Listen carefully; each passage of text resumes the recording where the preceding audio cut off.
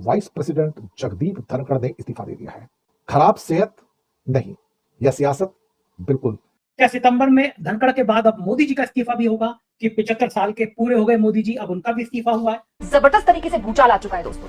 वो धनखड़ जो अमूमन बीजेपी और खासतौर पर नरेंद्र मोदी के गुड बुक्स में माने जाते थे दोस्तों, अचानक से उसके बाद से चर्चाएं शुरू हो गई है कि धनखड़ का इस्तीफा तो बस शुरुआत है। समझ लीजिए कि ये जो सिलसिला है ये शुरू हो गया है। इसका मतलब सरकार के अंदर बेचैनी है।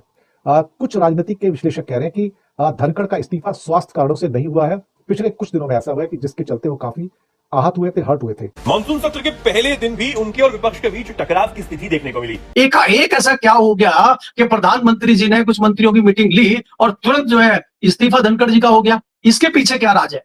शायद एक चीज ऐसी कि जहां पर कुछ किसानों के मुद्दे पर या ट्रेड डील के मुद्दे पर उनका मन नहीं था और सरकार अपनी मनमानी पर उतर आई। अब उन्होंने अपने इस्तीफे में जब स्वास्थ्य कारणों को वजह बताया तो कई सवाल भी उठे। लेकिन उसके बाद वो ठीक हो गए थे, उनका स्वास्थ्य बिल्कुल ठीक था। बकायदा उसके बाद उन्होंने हाउस में मतलब राज्यसभा की कार्रवाई में हिस्सा भी लिया था। लेकिन कल से लेकर अब तक दिल्ली के सियासी गलियारों में जबरदस्त तरीके से भूचाल आ चुका है दोस्तों। वाइस प्रेसिडेंट जगदीप धनखड़ ने इस्तीफा दे दिया है।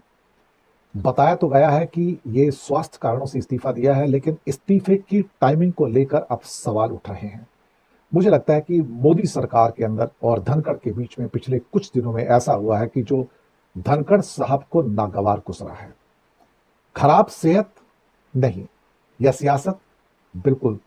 शायद एक चीज ऐसी कि जहां पर कुछ किसानों के मुद्दे पर या ट्रेड डील के मुद्दे पर उनका मन नहीं था और सरकार अपनी मनमानी पर उतर आई, या फिर यह कहा जाए कि मोदी जी को बैक बेंचर्स को उठाकर फ्रंट बेंच पर बिठाने की आदत है, चाहे वो कोई राष्ट्रपति पद का उम्मीदवार हो या उपराष्ट्रपति पद का उम्मीदवार हो या मुख्यमंत्री हो, और उसके बाद ये उम्मीद किया जाना कि वो मोदी जी के हुक्म के ऊपर तामील करेंगे।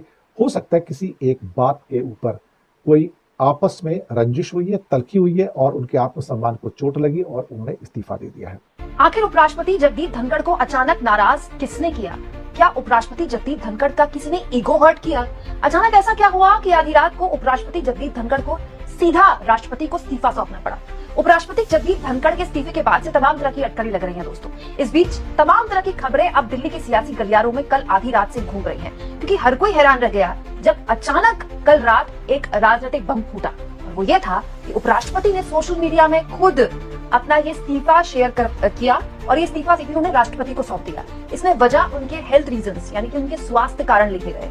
ये बात सही है दोस्तों कि उपराष्ट्रपति मार्च के महीने में उनकी तबीयत थोड़ी नासाज थी, लेकिन उसके बाद वो ठीक हो गए थे, उनका स्वास्थ्य बिल्कुल ठीक था।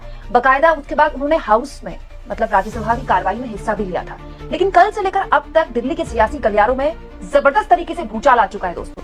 वो धनखड़ जो अमूमन बीजेपी और खासतौर पर नरेंद्र मोदी के गुड बुक्स में माने जाते थे दोस्तों, अचानक से उसके बाद से चर्चाएं शुरू हो गई है कि धनखड़ का इस्तीफा तो बस शुरुआत है। समझ लीजिए कि ये जो सिलसिला है ये शुरू हो गया है।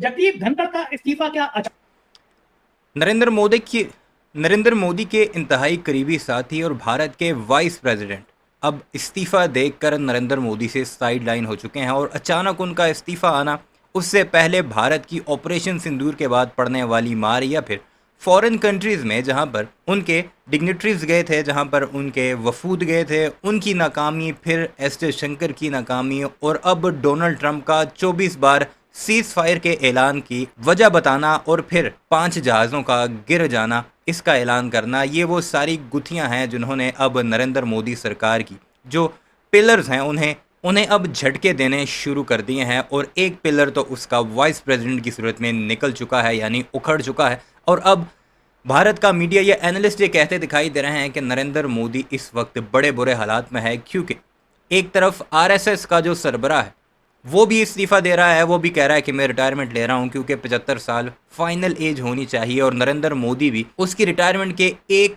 हफ्ते बाद 75 साल का हो जाएगा, वो भी एक प्रेशर है। दूसरा, नाकामियां जो सामने आ रही हैं, अब नरेंद्र मोदी के बारे में ये कहा जा रहा है कि वो अंदर से मुकम्मल तौर पर टूट चुका है या बिखर चुका है। तो क्या कुछ चल रहा है सारे मामले पर, आपको वही सब कुछ सुनाता है। अचानक हो गया, क्या इसके पीछे कोई एक बड़ी साजिश थी?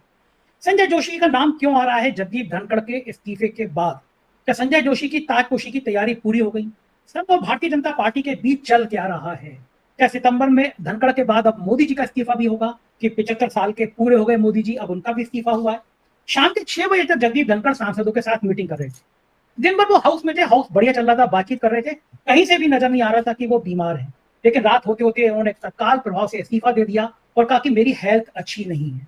ये बात कोई मानने को तैयार नहीं है कि जगदीप धनखड़ की हेल्थ ऐसी है, इतनी खराब हुई है कि वो इस्तीफा दे दें। कहानी क्या है, क्यों उन्होंने इस्तीफा दिया, क्या कहानी है, क्या राजनीति है, ये मैं आपको इस वीडियो में बताऊंगा। पूरा हाउस इसमें आज दिन भर जो चला वो हंगामे की भेंट चढ़ा। सदन चल रहा है और सदन चलते चलते ये अचानक पहले दिन ही इस्तीफा हो गया। ये बड़ा चौंकाने वाली बात है कि अब इस इस्तीफे के बाद अगर हाउस जो चलेगा उसमें सरकार को कितनी बड़ी परेशानी का सामना करना पड़ेगा, क्योंकि पहले दिन अगर इस्तीफा हो जाता है तो जाहिर है आने वाले दिन और भारी होंगे। लेकिन इस बार मॉनसून सत्र की शुरुआत में पहले ही दिन जब उन्होंने इस्तीफे का ऐलान किया तो कई सवाल खड़े हो गए। मॉनसून सत्र के पहले दिन अचानक उन्होंने इस्तीफे का ऐलान किया और 8 पैराग्राफ के रेजिग्नेशन लेटर में इस्तीफे की वजह अपनी सेहत को बताया। उन्होंने काम में सहयोग के लिए महामहिम राष्ट्रपति, प्रधानमंत्री और कैबिनेट के दूसरे मंत्रियों का शुक्रिया अदा किया। सदन चलाने में सहयोग के लिए जगदीप धनखड़ ने सांसदों के सहयोग के लिए धन्यवाद भी कहा। अपने इस्तीफे में उन्होंने लिखा, माननीय राष्ट्रपति जी, सेहत को प्राथमिकता देने और डॉक्टर की सलाह को मानने के लिए मैं संविधान के अनुच्छेद 67A के अनुसार अपने पद से इस्तीफा देता हूँ।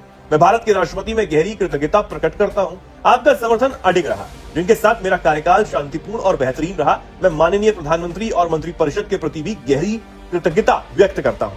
प्रधानमंत्री का सहयोग और समर्थन अमूल्य रहा है और मैंने अपने कार्यकाल के दौरान उनसे बहुत कुछ सीखा है।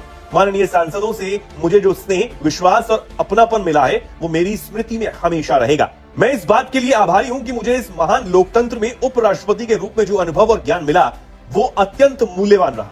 ये मेरे लिए सौभाग्य और संतोष की बात रही कि मैंने भारत की अभूतपूर्व आर्थिक प्रगति और इस परिवर्तनकारी युग में उसके तेज विकास को देखा और उसमें भागीदारी की। हमारे राष्ट्र के इतिहास के इस महत्वपूर्ण दौर में सेवा करना मेरे लिए सच्चे सम्मान की बात रही।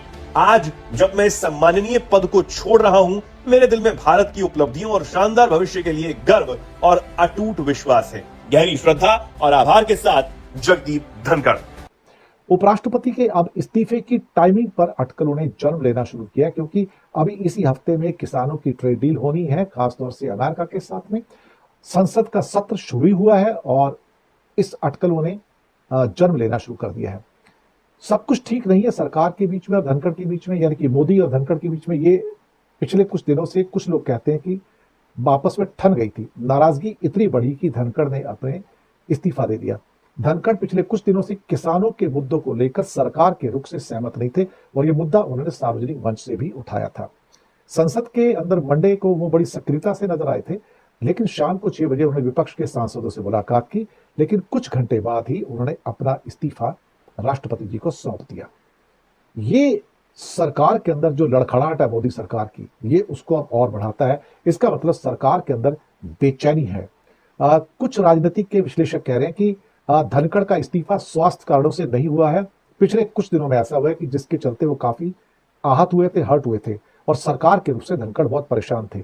उन्होंने सुनने में आया कि अपनी नाराजगी कुछ लोगों से जाहिर भी की है, लेकिन कुछ पत्रकार ये कहते हैं